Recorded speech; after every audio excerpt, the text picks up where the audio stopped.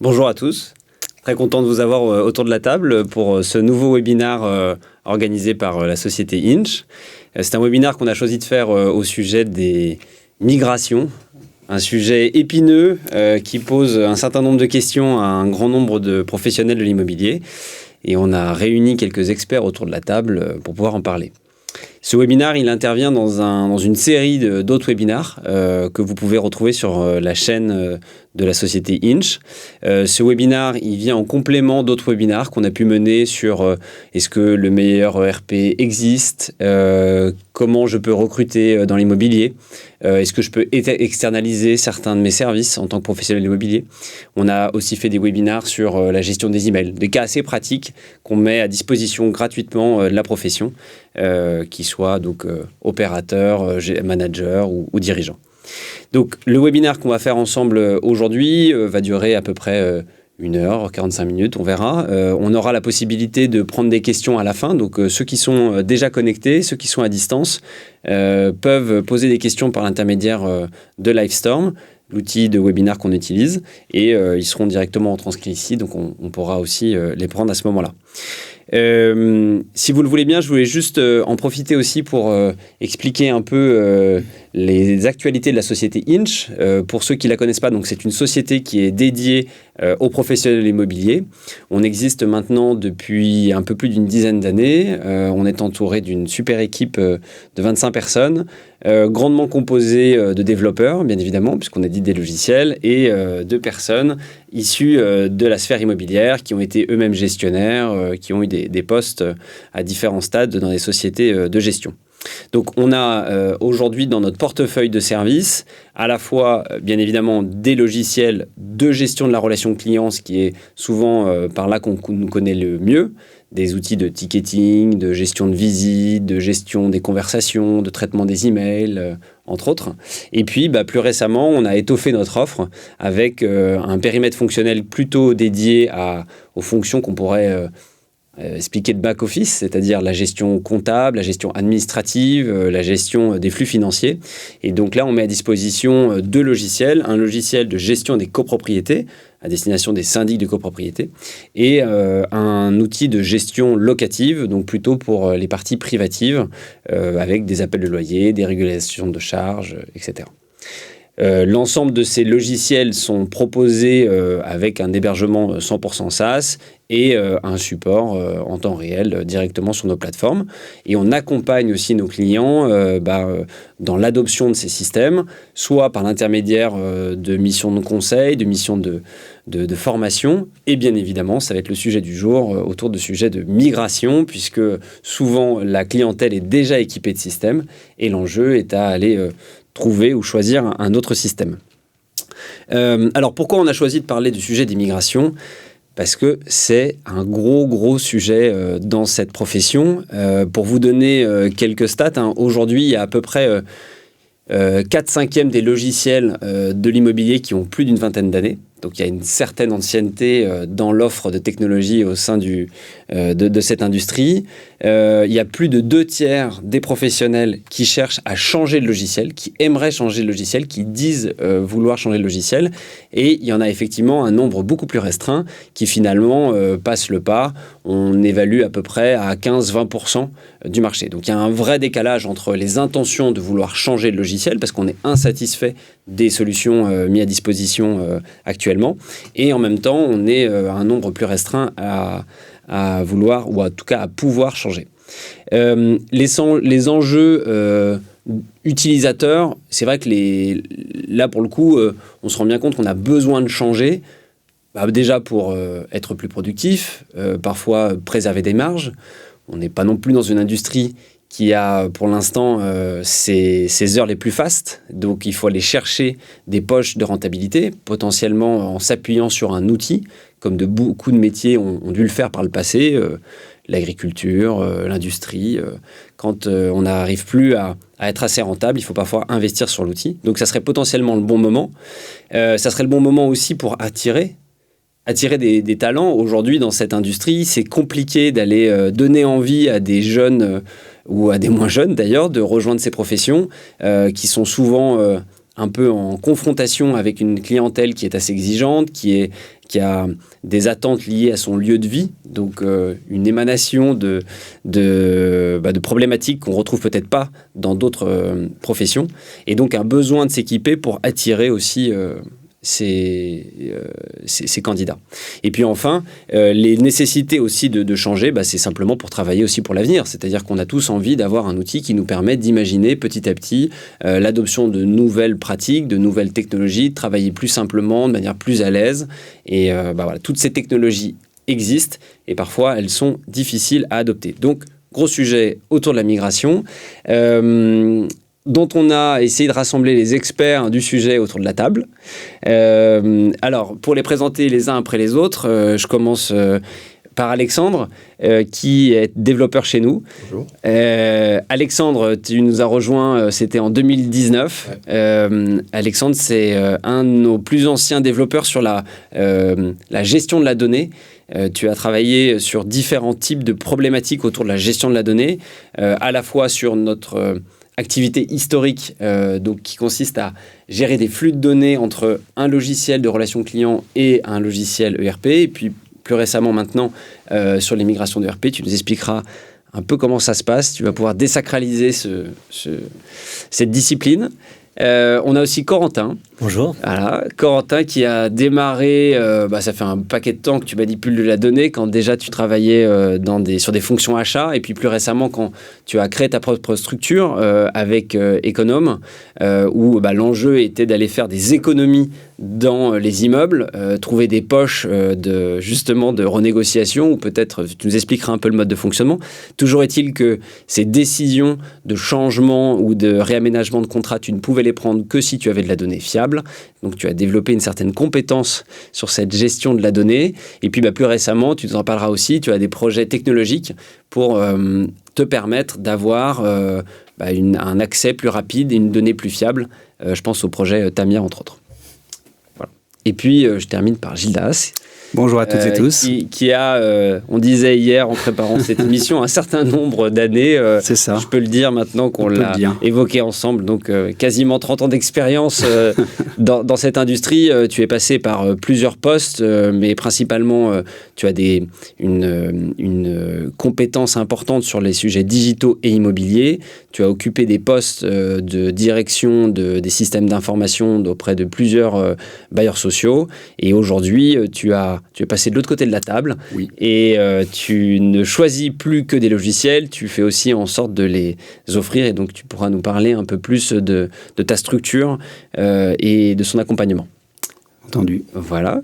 Est-ce qu'il y avait peut-être des choses que vous souhaitiez évoquer en complément avant qu'on attaque directement dans le vif du sujet ? Corentin ? Dans ton introduction, tu as dit beaucoup de choses très très intéressantes, et sauf de ma part, on n'a pas abordé le sujet des clients aussi, qui ont beaucoup d'attentes sur la donnée et sur le fait de répondre à de plus en plus d'attentes en termes de services pour les clients, et que les logiciels métiers ne le permettent pas forcément. Et donc, le logiciel métier actuellement en place chez un ADB ne permet pas forcément ça. Et donc, la migration peut être nécessaire, ne serait-ce que pour répondre aux attentes des clients. Absolument. Merci pour la petite précision. Donc allons-y. Juste, et ça permettra de cadrer un peu de quoi on parle. On parle de migration. Donc encore une fois, on se remet un peu dans le contexte. Pour certains, ça semble être le projet impossible. Gildas, tu nous expliqueras que ça ne l'est pas tellement. En tout cas, toi, tu en as fait... Plusieurs impossibles. Et c'est vrai que tu en avais eu des impossibles à traiter. Voilà. En gros, si on peut essayer de comprendre un peu, derrière ce mot migration, qu'est-ce que c'est réellement, qu'est-ce qui se passe ? Et là, je pense qu'il n'y a rien de mieux qu'une personne qui fait ça tous les jours pour nous en parler. Ouais. Donc vas-y, pour des moldus comme nous, Alexandre, en quoi ça consiste, une migration ? Alors, une migration, c'est on prend les données d'un logiciel métier, on les récupère et on les insère dans un autre logiciel métier. C'est aussi simple que ça. Sauf que c'est pas si simple. On va avoir une phase de planning, de cadrage tout d'abord. Pendant laquelle on va faire un planning de migration, fixer des dates et fixer les données qu'on va récupérer. Donc on va récupérer des entités comme les immeubles, les lots, les propriétaires, les locataires, les clés de répartition, le grand livre, les écritures, tout ça. Pour ce faire, on va d'abord récupérer un accès à la donnée. Donc pour ça, on va avoir un dump SQL. Bon, c'est des données brutes qu'on va transformer en CSV. Donc c'est un fichier Excel qu'on intègre. Et on va prendre ce fichier Excel brut, on va le transformer dans notre format standard et on va insérer ce format standard dans notre base de données à nous. Ensuite, donc concrètement, on va avoir une phase d'import des données dans notre machine en local.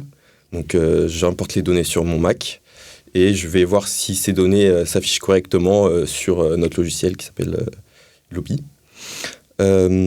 Ensuite, on va avoir on a des centaines de vérifications, on a 400 contrôles, vérifications, tests. Concrètement, sur mon écran, je vois des lignes, des messages qui s'affichent en jaune, en rouge. Donc ça attrape l'œil et du coup, je me dis là, il faut que je regarde. Donc on a des centaines de choses à vérifier manuellement. Par exemple, des écritures qui ne sont pas équilibrés, des copros qui ont le même IBAN, des doublons d'IBAN, des doublons de numéro de sécurité sociale sur les gardiens, sur les gardiens d'immeubles, sur les concierges, des dates aberrantes, des dates de fin de contrat qui sont avant les dates de début de contrat, des dates qui vont en 2100, 2200. Donc on corrige tout ça à la main. Et c'est ça qui nous prend beaucoup de temps. Et ensuite, on va faire une phase Une fois qu'on a pu importer en local dans notre machine, on va les importer sur le serveur de production pour que nos équipes puissent vérifier en interne. Avant ça, on a ce qu'on appelle le rapport de migration. Donc, c'est un fichier Excel qu'on remplit de manière automatisée. Donc, dans ce fichier Excel, c'est là qu'on a des centaines de contrôles et on va aller aussi vérifier à la main tous ces contrôles. Ensuite, donc on a la migration test et donc ça va permettre à nos comptables en interne de vérifier l'intégrité des données. Est-ce que c'est logique? Est-ce qu'il n'y a pas des aberrations dans le grand livre, dans les écritures? Et voilà. Ensuite, on va demander donc, on va avoir encore une semaine ou deux de travail sur ces retours. Et ensuite, on va faire le dernier retour auprès du comptable de l'agence. Ce comptable va nous faire encore des retours. On va travailler une semaine ou deux là-dessus. Et là, on sera prêt pour la migration finale sur le serveur de production. Et cette migration finale, il se passe quoi? On éteint la lumière un soir, on revient le lendemain matin, on la rallume. Alors, on demande aux clients d'arrêter d'utiliser leur ERP pendant 3 jours. Ok. Par exemple, le lundi matin, on arrête les machines, on récupère la donnée, on importe tout, et au bout des 3 jours, le client peut recommencer à travailler sur sa compta dans Lobby. D'accord. Donc, je reprécise quelques termes que tu as donnés. Quand tu dis ERP, et je crois que je l'ai employé aussi, on le redit pour tout le monde, c'est Enterprise Resource Planning. C'est en gros, pour dire pour logiciel. Dans les phases aussi, je trouve que c'était intéressant. Donc, tu avais la phase cadrage, super importante, le planning, qu'est-ce qu'on va récupérer comme données, qu'est-ce que le client attend, qu'est-ce qu'on va proposer comme nouvelle méthode de travail aussi pour bien préparer les équipes. Oui. Ensuite, cette phase d'accession à la donnée, on va commencer à reprendre certains périmètres d'informations les uns après les autres. On les positionne dans un serveur de test. Sur ce serveur de test, on a cette batterie de 400 éléments de contrôle qui interviennent. Dans un troisième temps, donc, des équipes comptables qui viennent en interne chez nous, qui sont de chez nous, qui vont aller vérifier la cohérence, et ensuite la restitution au client qui, lui, donne son coup de tampon, valide, etc. Tout à fait. Ok. Toi, dans ton rôle de développeur, qu'est-ce qui fait qu'une migration se passe bien pour toi, derrière les machines? Pour moi, je pense que la phase de cadrage est très importante. Il faut dire aux clients concrètement quelles entités peuvent être migrées, quelles entités ne peuvent pas être migrées, et dans ces entités, quels champs exactement sont migrés ou non. Par exemple, est-ce que les documents de l'ancienne JET sont migrés? Quel type de documents? Est-ce que ces documents vont être liés au copropriétaire, à la copro?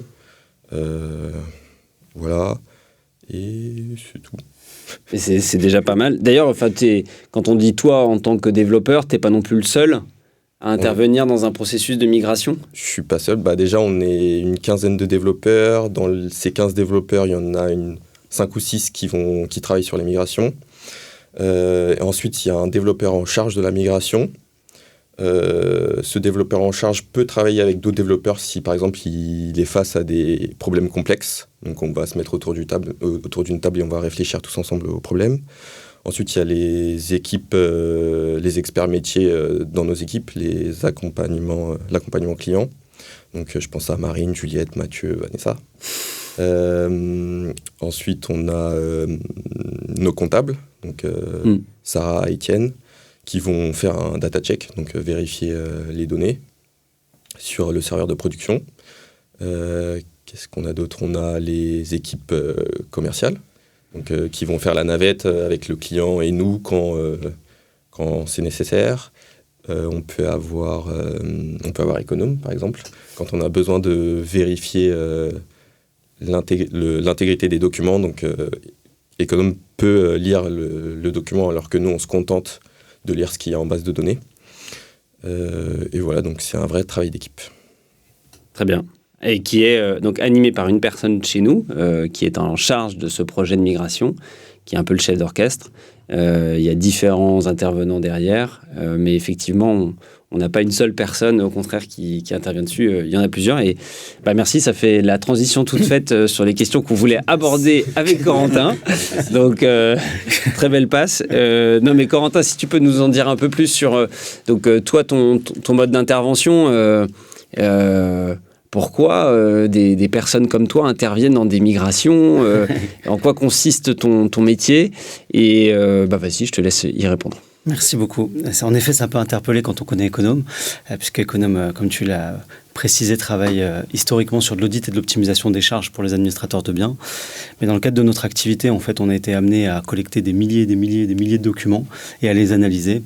Et donc, deux constats par rapport à ça. Le premier, c'est qu'on a eu besoin pour nos propres productivités de créer des outils d'automatisation du traitement de cette donnée, qui a donné naissance à Tamia derrière. Et aussi, on a fait ce constat de la difficile accès à la donnée pour les administrateurs de biens, et donc toute la complexité dans le cadre de nos projets.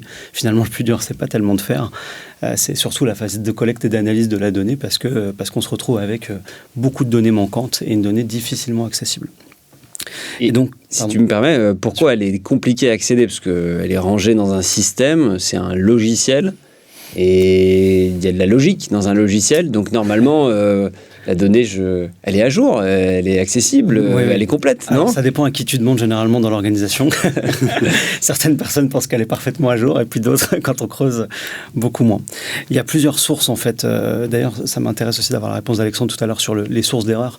Nous, ce qu'on constate, c'est d'abord, il y a le logiciel qui peut être difficilement accessible, pas forcément facile à manipuler et à extraire, parfois pas très ouvert, où la donnée, il faut la télécharger une par une, par exemple. Quand on a besoin de faire de la donnée en masse, c'est quand même compliqué d'aller télécharger chaque document un à un ou chaque rapport un à un. Donc voilà, donc il peut y avoir la contrainte du logiciel. Ensuite, il y a le retraitement documentaire. Est-ce que la donnée a bien été rangée au bon endroit dans sa forme physique? Le contrat, est-ce qu'il est bien à jour et rangé au bon endroit? La première jette des administrateurs de biens, souvent la boîte mail. C'est-à-dire que la pièce jointe est restée dans la boîte mail et n'en sortira jamais. Voilà. Et ensuite, il y a la complexité à organiser, structurer sa donnée. On est tous faits différemment. D'ailleurs, entre le lundi et le mercredi, parfois moi-même, je vais raisonner différemment dans ma manière de ranger une information. Et donc, c'est très difficile de cadrer, de processer, de nomenclaturer tout le rangement de données. Et puis, donc on peut contraindre les gens à mettre à jour leurs données. Comment on contraint? Par exemple, un paiement comptable, je pense que c'est comme ça dans le lobby, pour payer une facture fournisseur, il faut qu'il y ait un contrat créé dans la base sur ce sujet, sur ce poste-là. Et donc, ça va être créé initialement pour permettre à la comptabilité de faire son job. Et puis derrière, pendant 20 ans, si le contrat a été créé une fois, il ne sera jamais mis à jour. Et donc, la donnée qui est en base n'est pas du tout à jour. Donc, ça revenait, je veux bien repasser un peu refaire une passe à Alexandre sur la source d'erreur, justement. Est-ce que dans le cadre des migrations, quand tu as des erreurs, est-ce que ça vient de la donnée qui était renseignée dans l'ancien logiciel, ou c'est une donnée liée au transfert de l'information, justement? Ça peut être les deux. Parfois, on a On doit faire des extractions à la main de fichiers Excel. Ces fichiers Excel peuvent être très mal structurés, avec des colonnes qui manquent, des sauts de ligne, des espaces vides. Ça, c'est du mauvais développeur de logiciel, c'est ça? C'est ça. Il peut y avoir des bases de données mal construites, donc avec des mauvaises contraintes. Comme je le disais tout à l'heure, il peut y avoir des dates de fin de contrat en 2200, avec un début de contrat en 2300. Je pense que c'est déjà ça. Je fais le tour. Okay, mais c'est un vrai défi, je réagis là-dessus, quand on essaye de débugger en quelque sorte une migration, de faire le tri quand on a une donnée qui nous semble incorrecte. Est-ce que c'est lié à une mauvaise interprétation de la manière dont la donnée était structurée dans le logiciel ou la donnée était simplement mauvaise dans le logiciel? C'est le ciseau, le sheet in, sheet out. Et après, c'est pour ça qu'on prend beaucoup de temps, et ça, on reviendra là-dessus, mais on prend beaucoup de temps pour faire ces migrations de manière progressive, pour avoir bien le temps de traiter chaque source de problème. Je profite juste du petit interlude pour rappeler à ceux qui sont à distance et qui participent à ce webinaire qui peuvent poser toutes les questions qu'ils veulent. Elles nous reviendront directement dans le studio, donc on pourra y répondre. Et je te laisse poursuivre, Corentin, sur les missions que tu mènes. Oui, exactement. Donc comme je disais en introduction, donc ça nous a amené à développer Tamia. Donc Tamia est un robot en fait qui vient faire du retraitement de données et transformer des PDF en base de données pour nos clients. Donc l'idée, il y a deux grandes fonctionnalités. La première, c'est d'aller aspirer l'ensemble d'une GED d'un administrateur de biens pour indexer, URLiser l'ensemble de ces documents, les OCRiser, les qualifier à l'aide d'une IA. Alors, il faut qu'on reprenne. Il y a eu beaucoup de termes, Corentin. On a été très, très polisson, là. URLiser, c'est-à-dire que... Vas-y, ce premier terme. J'y viens. Je commence et puis après, j'essaie de toujours d'éclaircir.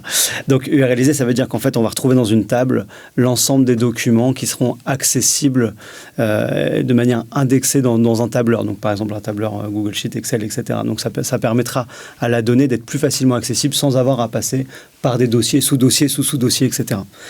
Donc, on crée des liens directement. On peut... Exactement. Okay. Parfait. La deuxième étape, c'est donc l'OCR. L'OCR, généralement, les gens connaissent les administrateurs de biens connaissent très bien pour la facturation parce que c'est souvent déployé depuis déjà des dizaines d'années. Donc, c'est donc de retranscrire des images en texte et donc qui va permettre derrière à une IA d'aller lire ces textes et d'aller qualifier le document en fonction de ce qu'elle interprète. Voilà. Et donc, tout ce travail-là va nous permettre de qualifier chacun des documents qu'on va retrouver dans une GED pour pouvoir ensuite... GED, pardon, il faudra que je qualifie aussi... Tu avais OCR aussi, mais ça, il faut trouver les acronymes derrière. Mais... Alors, OCR, je ne sais jamais ce que veut dire. C'est la reconnaissance Optical Character Recognition. Merci, j'ai pas le... Et le GED, alors, tu l'as? GED, c'est la gestion électronique des documents. Parfait. Et donc, tu labellises des documents. Voilà, une fois que ces documents sont qualifiés, on va pouvoir les ranger selon une arborescence qui est définie par l'administrateur de biens et les renommer pour que tout soit toujours proprement bien rangé. Voilà, donc ce qui permet, une fois que la donnée est bien structurée et bien rangée, bien qualifiée, de sortir une autre fonctionnalité, c'est-à-dire d'aller chercher des champs d'information dans chacun des documents en fonction de la typologie de document. Par exemple, si c'est un contrat, on va aller chercher des informations différentes de si c'est un PV d'AG, des informations différentes de si c'est un règlement de copro. Donc voilà, donc en fonction du document, on va entraîner une IA pour aller chercher des champs d'informations qui vont nous intéresser. Pour un contrat, par exemple, ce qui va beaucoup servir à l'immigration, de quel contrat il s'agit, quel poste de dépense, quel prestataire, quelle date de début, quelle date de fin, quel montant, quel est l'échéancier de facturation, etc. Voilà, on va chercher des champs d'informations spécifiques à ce contrat. Pour des AG, dans le cadre de la migration, on va aller renseigner les différentes AG passées, quelle était l'heure, quel était le jour, quel était le lieu de cette précédente AG. Et voilà. Et donc, on a tout un tas de fonctionnalités. Une fois que la donnée est structurée, ça va nous permettre de faire travailler ces champs d'information pour pouvoir donner un champ des possibles incroyable sur l'interprétation et l'utilisation de ces données.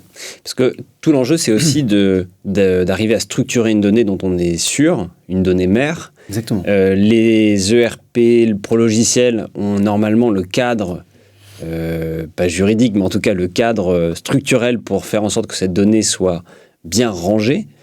Mais quand on range trop bien, ça devient difficile d'aller y ranger quelque chose. Enfin, c'est un peu le problème. C'est pas forcément accessible à tout le monde. La manipulation du logiciel, franchement, si vous voyez certaines interfaces, il faut des mois de maîtrise pour arriver à ranger une information correctement. Donc, en fait, on se retrouve parfois avec des métadonnées, c'est-à-dire qu'on a la donnée de base dans le RP qui finalement se déprécie dans le temps parce qu'elle est de moins en moins à jour puisque de moins en moins de personnes prennent le pli d'aller la renseigner correctement. Et donc, on se met à construire des bases d'informations un peu extérieures qui, effectivement, notamment dans le cadre des migrations, peuvent poser problème. Et c'est là que vous intervenez aussi, c'est sur ce périmètre d'information qui n'est pas dans le logiciel parce que trop dur à aller saisir. Et donc, pourtant, à l'intérieur, il y a de la donnée de qualité et tout le défi, c'est ensuite d'aller savoir qui a raison. Est-ce que c'est le pro-logiciel ou est-ce que c'est cette donnée parfois pas très bien structurée, qui est souvent de la base documentaire, emprisonnée dans des boîtes mail, emprisonnée dans des serveurs en local partagés entre les équipes Là, ça va dépendre des informations et donc d'où les phases de cadrage qui sont toujours importantes aussi parce que chaque client est différent, chaque administrateur de biens est différent. Parfois, il y a des gens un peu toqués et tant mieux parce qu'ils mettent tout à jour tout le temps. Donc, on sait que les bases contrats vont être hyper à jour. Donc, ce sera le plus à jour. Parfois, ce n'est pas le cas. Les documents sont parfois bien rangés, parfois pas, etc. Donc, ça va vraiment dépendre à chaque fois. Et donc, il y a une phase de recherche. Et de confrontation de la donnée. Donc nous, ce qu'on sait faire, par exemple, c'est d'aller confronter la base contrat, ce qu'on extrait du logiciel, avec la jet documentaire physique, les contrats que j'ai physiquement, avec la compta. Et une fois que tout ça, on regarde. Normalement, dans l'information la plus à jour, elle est en comptabilité. Le dernier fournisseur que j'ai payé sur cette prestation et ce montant-là doit être normalement le plus à jour. Et donc, ça va nous permettre de remonter. Et donc, ça donne une information aussi à l'administrateur de biens sur le fait que sa jet n'est pas à jour. Donc, qu'il aille mettre le document à jour aussi, aller chercher dans sa boîte mail par exemple, pour pouvoir ensuite remettre le logiciel à jour aussi et que la base contrat soit dans le logiciel à jour. Et tout ça peut être lié bien évidemment. Et juste en quelques mots, pourquoi on range en fait pourquoi on fait en sorte d'avoir une donnée de qualité et voilà, quels sont les gains opérationnels? Parce que c'est vrai qu'on est tous un peu fait pareil. Quand on a le document qu'il faut aller ranger au bon endroit et renseigner correctement la donnée, on se dit je suis dans un truc, je ferai ça ce soir. Finalement, on le fait pas. Qu'est-ce qu'il faut avoir en tête pour se rappeler à l'intérêt d'aller saisir une information correctement? Je pense on est plusieurs à pouvoir répondre à cette question, mais pour moi, il y a plusieurs aspects. D'abord, il y a l'aspect productivité, évidemment. On a une recherche, si la donnée elle est bien rangée, bien structurée, elle est facilement accessible et donc on va pouvoir gagner beaucoup de temps, à la fois pour gagner notre temps et puis pour gagner en réactivité face aux clients. Je reviens sur le client qui est pour moi un élément vraiment essentiel. Je fais du service depuis toujours, donc les clients attendent une réactivité et parfois c'est très compliqué d'y accéder. Mais si la donnée est bien rangée, bien accessible, c'est facile. Et donc on a une satisfaction et on s'évite les mails de relance qui nous prennent beaucoup de temps. Le deuxième sujet, c'est la sécurité, la conformité. Il y a beaucoup d'obligations, c'est un métier qui est très réglementé, avec beaucoup d'obligations. Quand la donnée est bien renseignée, on va pouvoir mieux appréhender, mieux contrôler le respect de la réglementation. Par exemple, est-ce que j'ai bien fait mes contrôles quinquennaux tous les 5 ans? Est-ce que je suis bien à jour de tous mes diagnostics? Est-ce que j'ai bien une assurance MRI dans un immeuble? Parce que ça nous est déjà arrivé de tomber sur des immeubles sans assurance. Est-ce que quand j'ai un sinistre incendie, est-ce que je vais pouvoir prouver que j'ai bien mis en place ma prestation de contrôle des incendies? Pareil, c'est du vécu et c'est déjà arrivé. C'est toute cette capacité à s'assurer de la conformité, d'abord à pouvoir prouver la conformité, mais aussi à l'anticiper et piloter sa conformité. Et après, il y a des aspects, bien sûr, de valorisation. Il y a beaucoup d'administrateurs de biens qui sont en vente ou qui se vendent et on valorise son entreprise avec une donnée bien à jour et bien fiable parce que dans toute phase de vente, il y a une phase de discussion où on amène des choses et puis il y a une phase où on vient vérifier et quand on a la donnée accessible, la vérification permet d'aller bien valoriser l'entreprise et donc d'en tirer un maximum de bénéfices pour le dirigeant. Merci Corentin pour ces petites précisions. Je voulais me tourner vers Gildas parce que toi tu as justement vu ça, d'ailleurs, dans des organisations de tailles différentes, hein, parce que... Oui, c'est vrai. Très, très différentes. Et notamment assez importantes. Oui, oui. Donc toi qui as vécu, disons, je crois c'était 7 ou 8 quand on préparait cet échange, le nombre de migrations que tu as suivies, qu'est-ce qui a fait que justement ces migrations se sont bien passées? Oui. Et qu'est-ce que c'est qu'une migration qui se passe bien aussi? Alors, oui. Alors, migrer, c'est changer. Et dans tout ce qu'on a dit, on a parlé beaucoup d'aspects techniques, technologiques. La migration, c'est aussi avant tout un projet qu'il faut organiser, structurer. Il faut que la direction générale soit dans le projet, dans l'équipe, mouille sa chemise. Parce que si la DG ne descend pas dans l'arène, ça ne se passe pas bien.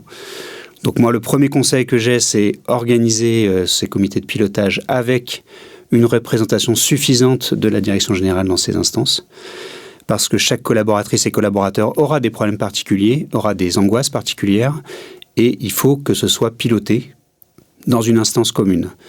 Moi, le premier truc que je conseillerais quand on a fait plusieurs migrations dans sa vie, c'est des petits pas. Pourquoi des petits pas? Parce que souvent, on a un état A, on va vers un état B, et puis après, entre les deux, il ne se passe pas grand-chose. Moi, je conseille de trancher les migrations pour faire des reprises du patrimoine. Bon, on vérifie que le bâti est entièrement dans la base. Ensuite, on se dit, je prends les bons hommes. Ensuite, je prends les comptes.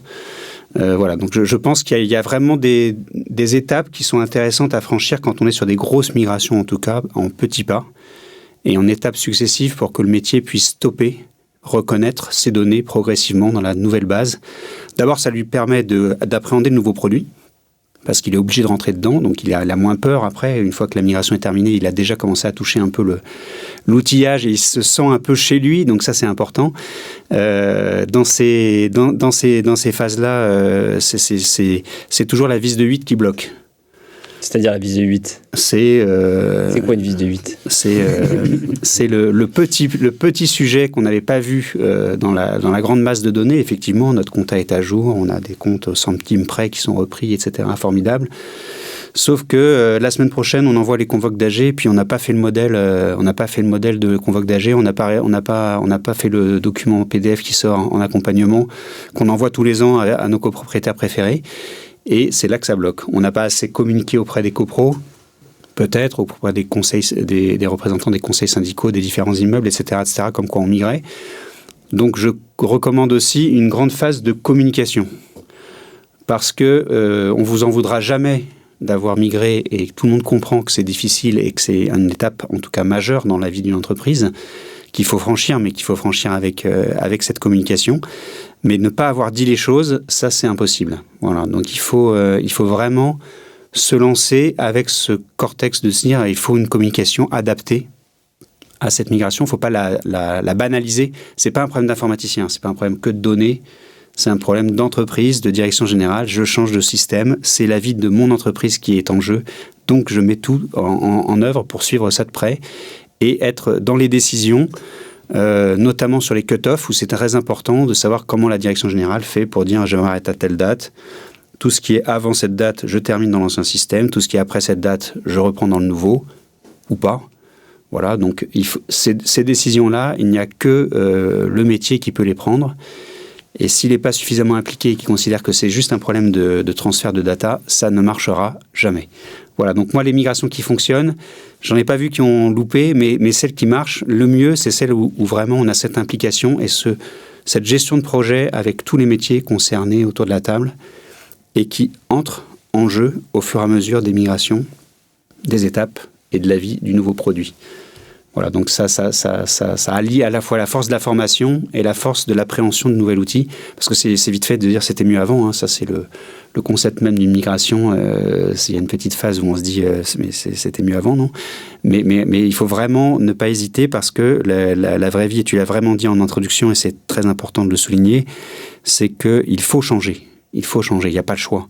C'est-à-dire que des gens qui n'arrivent pas à muter d'outils quand on a des outils qui sont trop anciens, vont se retrouver demain, notamment avec des techniques d'IA, comme disait Corentin tout à l'heure sur ces outillages, etc., vont se retrouver dans des situations d'outils qui ne pourront plus franchir ce cap, qui ne pourront plus être dans la course, et on va se retrouver dans des grandes difficultés si on n'a pas appuyé sur le bouton notamment dans les phases où on est un peu plus entre deux eaux, dans des contextes de business où on a peut-être un peu moins de choses à développer.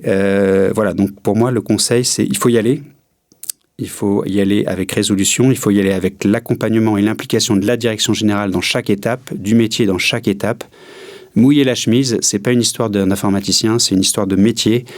Quand on a des données qui sont pour le métier, c'est au métier d'aller contrôler tout ça et d'aller descendre dans l'arène pour donner un quitus sur chaque étape, bien comprendre ce qui se passe, arbitrer, parfois quand il y a des données qui ne sont pas tout à fait clean ou pas tout à fait propres. Voilà. Donc dans la boîte à outils, il y a à la fois, j'imagine, donc des réunions de chantier, donc des moments où on suit l'avancement étape par étape et tous les corps de métier sont convoqués à la réunion de chantier. Chaque réunion de chantier fait l'objet d'un PV, en quelque sorte. Il le faut. Voilà, on a relevé de avancé décision ça. à minima, oui. Voilà, on a décidé qu'on allait faire ça. Ça peut arriver. On n'avait pas vu que la tuyauterie passait à cet endroit-là. On va devoir faire un contour de cette manière. Comment ça s'opère. Et puis ensuite, voir étape par étape où on se trouve. Et effectivement, qu'il y ait une bonne communication à chaque fois qu'il y a ce genre de décisions qui sont prises. S'assurer qu'on fait bien le spectre de l'entreprise, à la direction, les métiers, les parties prenantes, parfois les partenaires. Ça, c'est aussi quelque chose qu'on essaye de très bien faire au début dans une réunion de cadrage. C'est s'assurer que la direction nous suive, ça, c'est la base. S'assurer que les métiers sont motivés c'est essentiel. Et puis s'assurer d'avoir bien identifié toutes les connexions potentielles, l'intégration avec la banque, l'intégration avec le système d'état des lieux ou d'autres choses de ce type.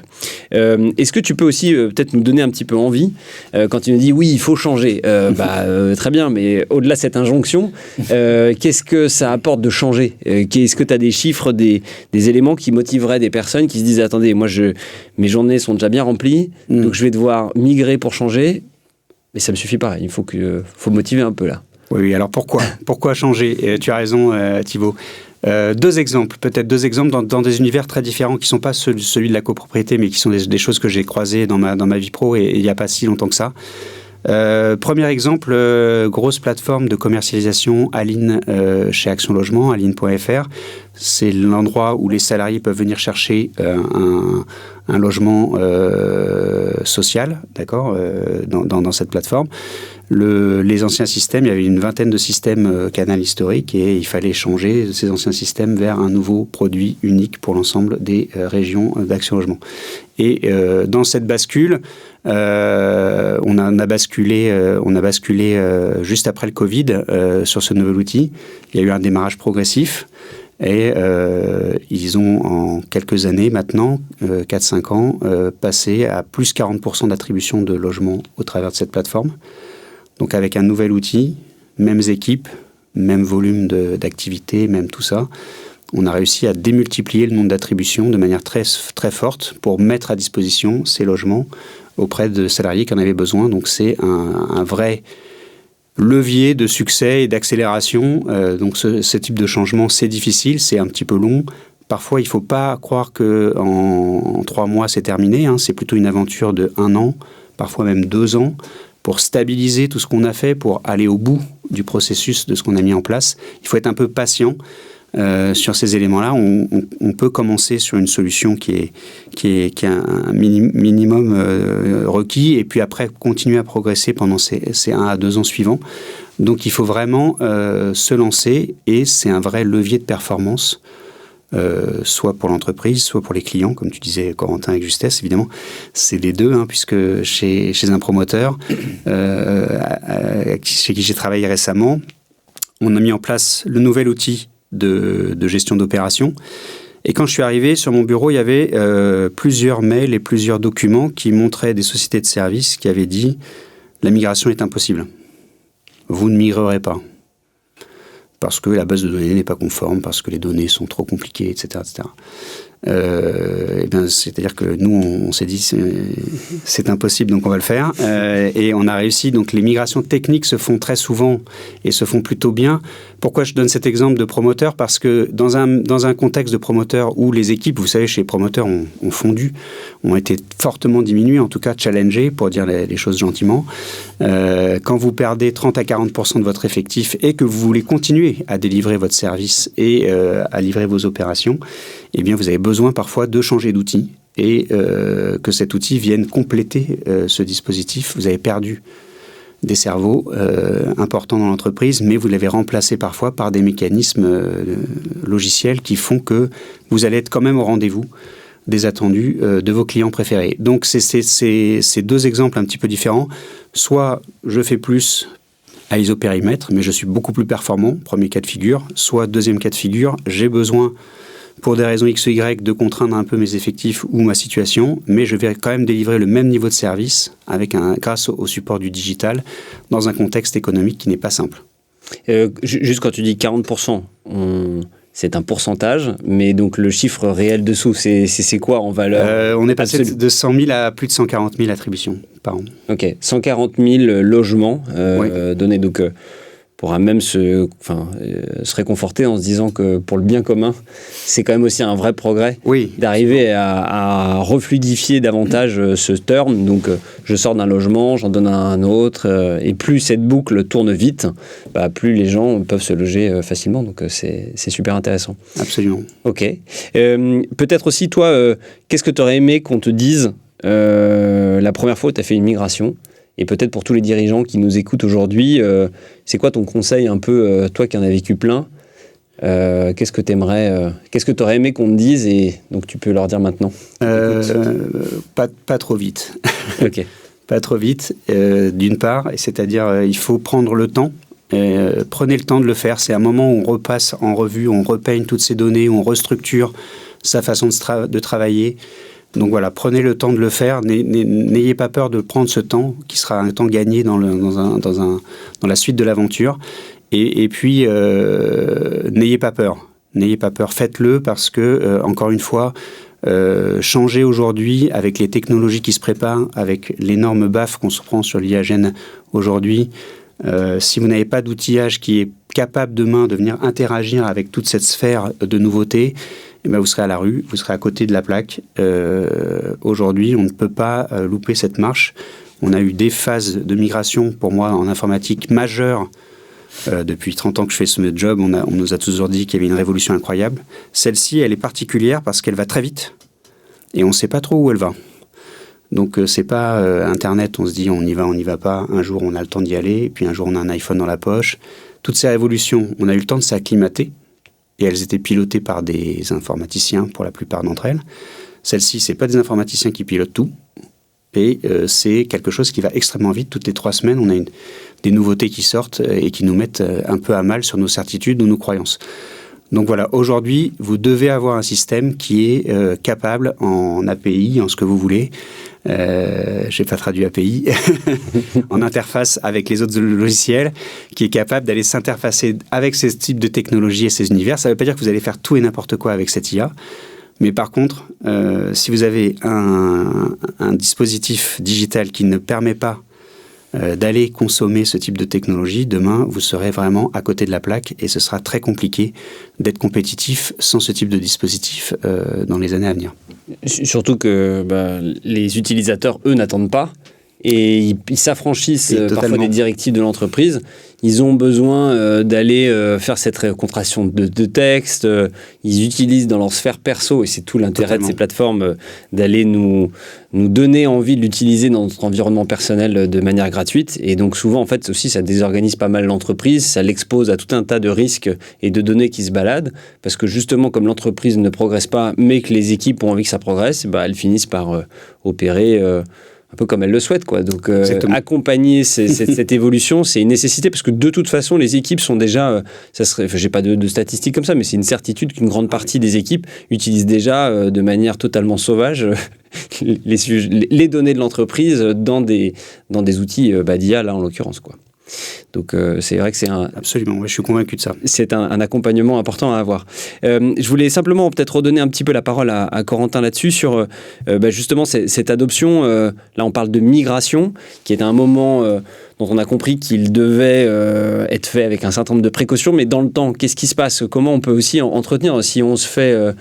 un peu, pas violence, parce que c'est pas le terme, mais si on se donne les moyens de progresser, comment dans le temps je peux arriver à maintenir une bonne qualité de ma donnée, parce que le but c'est pas que tout soit nickel le jour de ma migration et qu'un an après ça commence à se déliter? C'est une bonne question et c'est difficile de pas répondre sans faire la promotion de l'outil, mais enfin du robot de Tamia. En fait, pour moi, ce qui est vraiment important, c'est en effet de la rigueur à la mise à jour de la donnée en continu. Sauf on sait ça que c'est un vœu pieux et que ça n'arrive jamais parce qu'on a toujours mieux à faire, toujours plus important, surtout quand on est dans les métiers d'administration de biens, on vit d'urgence tout le temps. Et donc voilà, donc c'est comme ça qu'on a pensé justement Tamia sur le fait de dire la mise à jour de la donnée, elle se fait de manière automatisée, simple, où on a juste à mettre un document dans un dossier ou même l'envoyer depuis sa boîte mail vers une autre boîte mail et puis que tout se génère automatiquement jusqu'à aller en fonction du logiciel, s'auto-saisir, s'auto-indexer dans le logiciel. Si on ne fait pas ça, si on n'a pas d'outils de ce type qui permettent de cette mise à jour de la donnée de manière automatisée, simplifiée, sans passer par un humain qui vient renommer, ranger au bon endroit, il faut de la rigueur et beaucoup de ressources pour aller le faire, pour toutes les raisons qu'on a dit tout à l'heure. Et je voulais me tourner aussi vers peut-être Alexandre, toi qui donc vis ces migrations tous les jours dans ton métier. Qu'est-ce que tu conseillerais peut-être aux dirigeants de cabinets qui aimeraient se lancer dans une migration? Gildas a expliqué qu'il fallait prendre son temps, ne pas aller trop vite. Toi, quels seraient peut-être les conseils que tu aimerais leur donner? J'allais dire exactement la même chose. Prendre son temps,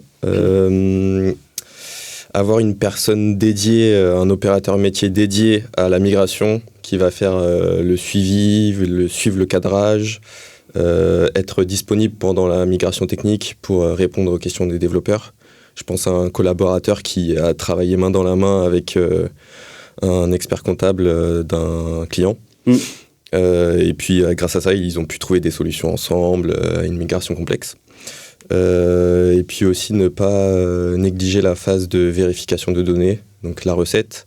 Parce que corriger une erreur pendant une migration test, ça nous prend peut-être une journée. Alors que si on passe sur le serveur en production et qu'on doit corriger des erreurs sur des données en production qui sont vivantes, qui ont bougé, ça peut nous prendre plusieurs jours, voire plusieurs semaines. Très bien. Corentin, vas-y. Je voulais aborder un sujet sur les freins. On parlait des motivations, mais il y a quand même des freins aussi à la migration. Et en fait, moi, ce que j'ai entendu dans mon expérience, c'est beaucoup... il y a deux choses. Le premier, c'est de reculer la migration en disant « ma donnée n'est pas à jour, c'est un grand bordel chez moi, et donc je ne vais pas faire cette migration ». Et ça, je pense que c'est une fausse... Enfin, c'est pas une bonne idée de repousser parce que la donnée ne sera pas plus à jour si on ne s'en occupe pas. Et donc, voilà, il faut justement profiter d'une situation de migration pour mettre à jour, pour se mettre à jour dans la donnée. Et ensuite, aller utiliser au mieux le nouveau logiciel et ses fonctionnalités. Parce qu'on voit aussi une sous-utilisation des logiciels. Tu parlais du besoin de changer pour s'actualiser, mais il y a en plus déjà une sous-utilisation de la plupart des logiciels parce que la donnée est mal renseignée, mal exploitée. Et donc, l'intérêt d'avoir une donnée bien structurée, c'est aussi d'utiliser toutes les fonctionnalités de son logiciel et d'aller chercher très très loin. Et donc, c'est du pain béni pour un éditeur comme vous, quand le client a bien renseigné l'ensemble des informations dans le logiciel pour pouvoir aller lui proposer énormément de services et énormément de gains de productivité. Et le deuxième frein, que j'entends beaucoup, et je vous laisserai peut-être répondre à ça, c'est la peur de perdre de la donnée. C'est-à-dire, je migre pas parce que, tout de suite en tout cas, parce que ma donnée n'est pas à jour, ou je migre pas parce que même si je sais que c'est important pour moi, j'ai trop peur de perdre ce que j'avais historiquement. Et voilà, donc moi je peux donner des éléments de réponse là-dessus, mais je pense que je ne suis pas le mieux placé sur la perte de la donnée. Et puis non, mais tu avais aussi des conseils sur ces migrations qui parfois nécessitent un peu de travail et la tentation parfois de se mettre en pause ou de se dire tiens, je reprendrai plus tard. Tu avais un avis là-dessus, je crois. Oui, pour moi, il faut, quand on se lance, il faut aller au bout de la migration, c'est assez important. Je suis plutôt infavorable à des big bang une fois qu'on a bien recetté qu'à des choses qui sont dans le temps avec des phases de pilote qui sont extrêmement longues et extrêmement compliquées. Généralement, quand on fait un pilote un peu trop long, on n'y va pas. Parce que on a trouvé plein de bonnes raisons de ne pas y aller.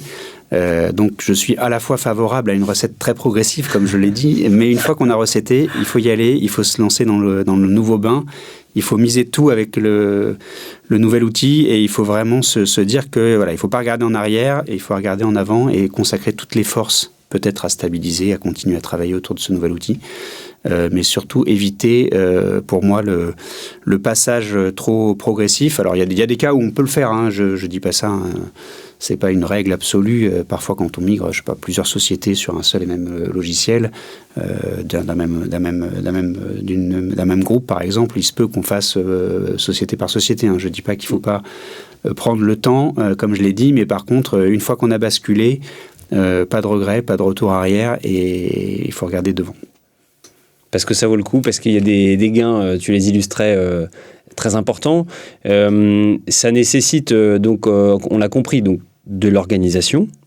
C'est pas, pour des personnes de l'immobilier, c'est jamais vraiment différent qu'un chantier à suivre. Donc en plus, on s'en fait bien la représentation. Là, on parle de 0, de 1 dans des logiciels, donc ça peut paraître un peu abstrait, mais c'est rien de mieux ou rien de plus compliqué qu'un chantier qui a une durée effectivement un peu plus importante par rapport aux autres fonctions de l'entreprise. Et donc, ça nécessite parfois sur des personnes qui sont au quotidien occupées à pouvoir sortir un petit peu de temps pour se rentrer dans ce temps. Et je pense que c'est important de faire la pédagogie de ce temps qui est plutôt un temps relativement long. Ça ne veut pas dire que la migration en elle-même va durer très longtemps et que pendant 2 ans, on va être entre 2 logiciels. Mais effectivement, ça va prendre du temps, potentiellement, effectivement, autour d'une année, pour digérer une migration. Et je pense que de s'inscrire, autant la direction que les équipes opérationnelles, dans ce temps de progressif, c'est une très bonne chose pour ménager les attentes à chaque phase, essayer bien évidemment de pouvoir avoir le maximum d'aller-retour, le temps de corriger. C'est effectivement cette vis de 8, on ne sait jamais d'où elle sort. Mais il y en a toujours des vis de 8. Oui. Donc, il n'y a pas vraiment de parade, hormis le fait de, effectivement, y aller de manière progressive et de prendre son temps. On était interrogé récemment par les syndicats professionnels, UNIS, FNAIM, sur la compétitivité des professions immobilières. Et donc là, en l'occurrence, FNAIM, UNIS, sur les sujets d'administration de biens.